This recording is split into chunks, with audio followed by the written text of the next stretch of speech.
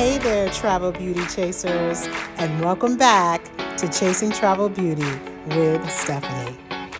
Thank you for joining day 14 of our daily travel series. Today we will explore the coastal area of Oregon. The stunning natural beauty we experienced in Oregon was just proof that you don't have to go far to experience awe.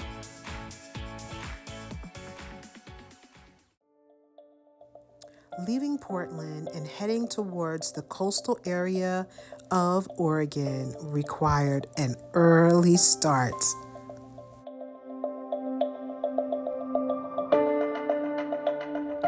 We are out here by the Columbia River at one of the nature forests, taking in the serenity of the space, the lovely views.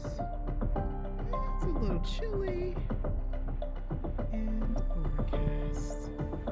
The fog left Phoenix. It was actually sunny, so it just shows you how fast the climate can change.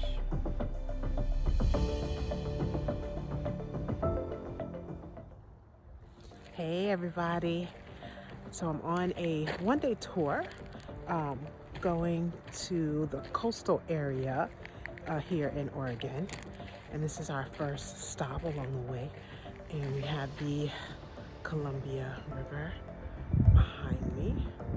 We are in one of the nature parks, stopping here for a little bit of coffee and tea. I don't know why we had to stop for a little coffee and tea in the middle of the forest, but that's what we're gonna do and take it all in. So hoping to see some beautiful sights and to share it with you guys. Stay tuned. We are in the town of Astoria, and as you can hear, those, what do you say, these are sea lions making all of that ruckus.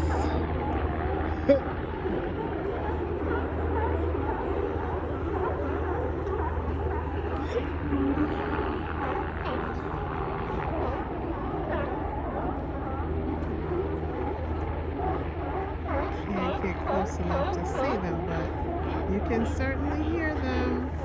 So fresh fish doesn't get any fresher than this. That looks delicious. This is the fish cleaning station. It looked like salmon, but this says, actually doesn't tell you what it is, but clean your catch. So I guess the people are out there fishing and then they can clean it right there. It looks so good, so fresh, so delicious.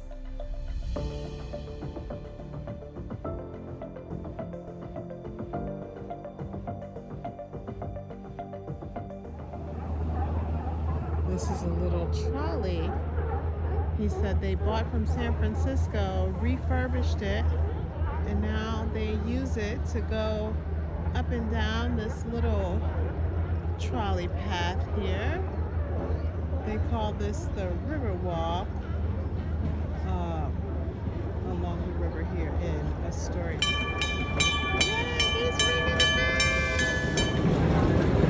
Astoria Riverfront Trolley.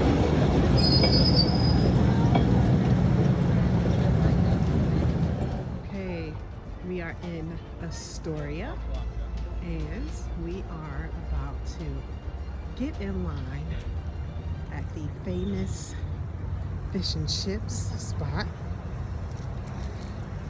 As you can see, people waiting in line to get this fish and chips. It's called boat picker, and people are sitting on the side of the road eating it, and at that house eating it. So that tells us this stuff is good. This stuff is good. Okay, so I'm here at the famous bow pickers. Bow pickler, I think, maybe. Something. Anyway, it's a famous fish and chip spot. It's a little boat on the side of the street. People are waiting in line to get this stuff, so you know it's gotta be good. I'm gonna let you guys know exactly what it tastes like. Stay tuned. All right, here is the menu at Bow Pickers. You can get a whole order, a half order, you can get extra fish, you can get extra fries, you can get a drink. So all they do is fish and chips. When you got a good thing, stick with your good thing. Don't try to diversify. Stick with what's working for you. That's what they're doing. And it would blow off so much, they just have it inside of the house now. But that viewpoint right here on the side is where George Flavel used to look out and look at the ships moving through the water, because that's what his life was. His life was ships. Redwood tree as well. It is also is what George planted right here. So really, really great view of everything. And for any history buffs that's into the Goonies, this is the famous jail where the movie started.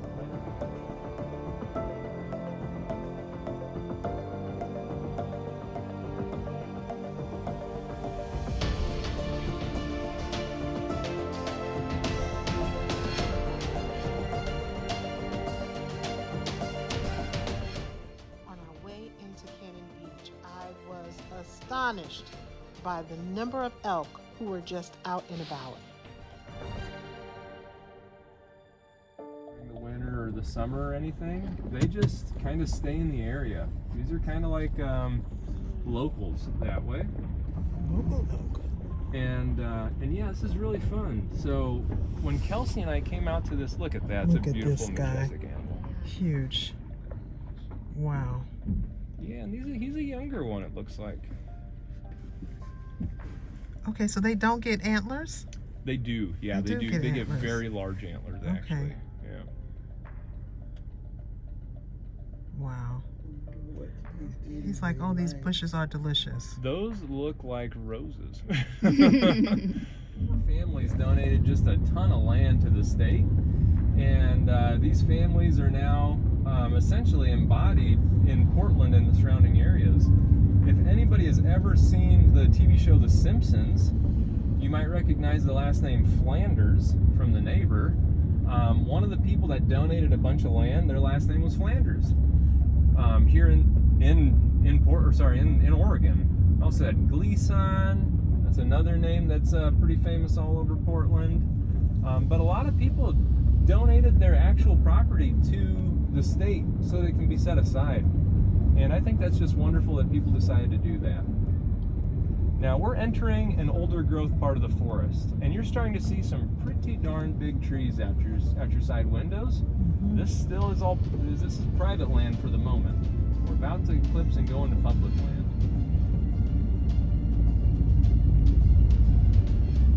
Now we are. And so all of this is preserved. You can't do anything, you can't cut these down unless they are making somebody like an unsafe situation. Hanging over the road, or really that's about all. These are almost all Sitka spruce. Some hemlock trees out of here, like these trees right out the left side window, you can kind of see are growing out of an old stump. And I'll point some out on your side as well, Anita. That's called a nurse stump. And a nurse stump is kind of like a mother that takes care of their children. The only thing is that it's technically not her children, right? It's just trees that grew out of it. There's a really great nurse stump right there, that old dead one. And that's got huckleberries growing out of it, and another Sitka spruce, and salal right here. This is all salal. These are berries as well that will, they're already gone for the season, but I mean, there's a massive stump right there, so. Here is one of the largest nurse stumps here on this log. And look at all the trees, the plant species growing out of it. You have salal, you've got huckleberries, you've got hemlock trees growing right here, you've got ferns, you've got a ton of Oregon peat moss growing out of it. That is nature at its absolute finest. And this is how these forests recycle the land that way. What's really amazing, this big Sitka spruce here, that's probably about a 250 to 300 year old tree right there. If you want to feel young, that is. So these big Sitka...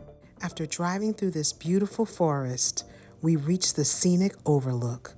It was a wow moment.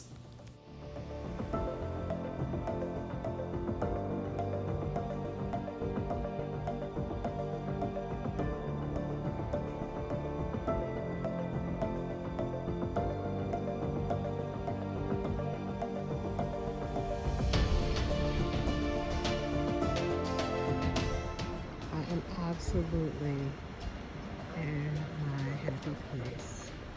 This is Ecola Overlook, and it's overlooking Cannon Beach with these amazing rock formations coming up out of the ocean. I think he said the tectonic plates are right in this area, and so that's what pushes them up and causes these like little mountains to come up. Just simply stunning. And I could swear, way off in the distance, that I see like a waterfall. So I'm gonna have to find out from him if that's a waterfall back over in that area. Just really beautiful. Really beautiful. Okay, Oregon, you didn't disappoint. You didn't disappoint.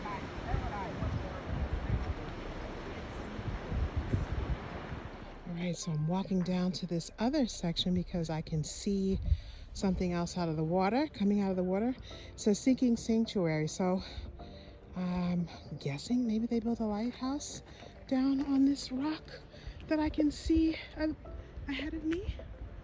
We're gonna go take a look. Okay, so while the rest of the group went to go have lunch, just sit and have the picnic lunch, of course, your girl said, well, actually first they all ran to the restroom and then they went to go have lunch. And I just said, I can hold the bio break and I can also wait to eat. Let's go see that beauty first. So, you know, when it comes to being out and about in the world, we're always going to keep chasing that travel beauty. That's what's most important.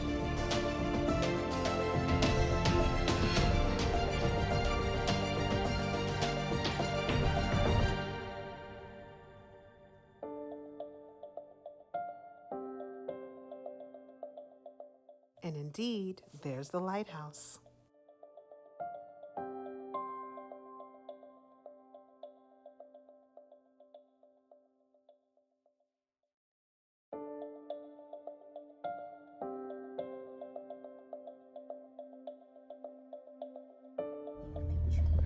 Yeah, that's a pretty nice sized little room. Wow. And people are just around and he's like, I'm not paying attention to you. Yeah. You mind your business and I'll mind my business. Okay, we are right here in front of Haystack. We're gonna take the stairs down to get to the beach. All right, these are the stairs that I never would have known anything about if I didn't do the tour. If I would have driven here, I would not have known how to walk down these stairs and get to the beach to see the massive rock. Reminds me of Sicily. There's a place that has these big rocks jetting out of it as well. Of course, you see this in Mexico, in Cabo. Of course, you see this in Italy, like when you're in Capri. But this big, ginormous, wow, it's massive. You underestimate how large it is when you're at the top of Ecola overlooking it. And when you get down here, you see just how absolutely massive it is. So here's some background information about the kind of sea life you might see down here, and then the kind of life you might see in the air.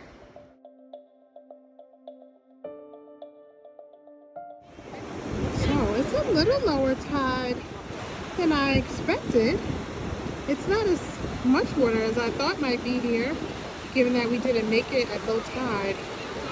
Wow, it is absolutely stunning. So yes, I am in my happy place. I got water and I got unusual nature happening all at the same time. Like This is absolutely awesome.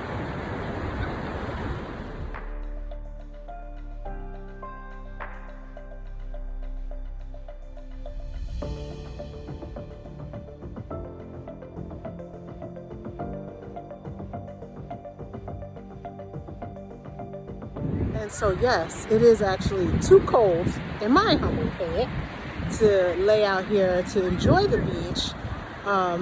You know, it's an overcast day. It's cool. I think it's like maybe in the 60s. You see, I have on a jacket, but there are people who have on shorts. No one has on a bathing suit. If they did, I'd be a little worried about what's going on in their internal furnace, their internal temperature control. So it's a little too cold to sit out here and just enjoy the beach, but it is really beautiful. People are out here flying kites, running with their dogs, and just walking along the beach and taking in all of this natural beauty that exists here at Cannon Beach. We love it. Okay, Cannon Beach, it's time to say so long. This is the downside of when you're on a tour. So the good thing about being on a tour, he dropped us off right at the right spot. There's a stairway to come down, and literally you come out right at the haystack.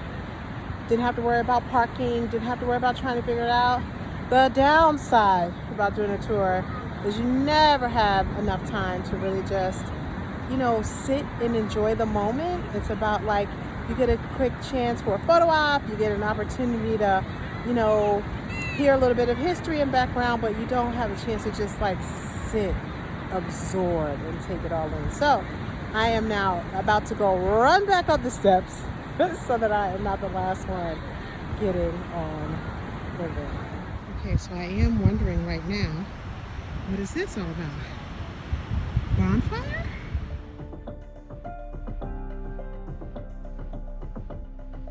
Okay, so now we gotta walk on these crazy rocks, trying to get to the sand.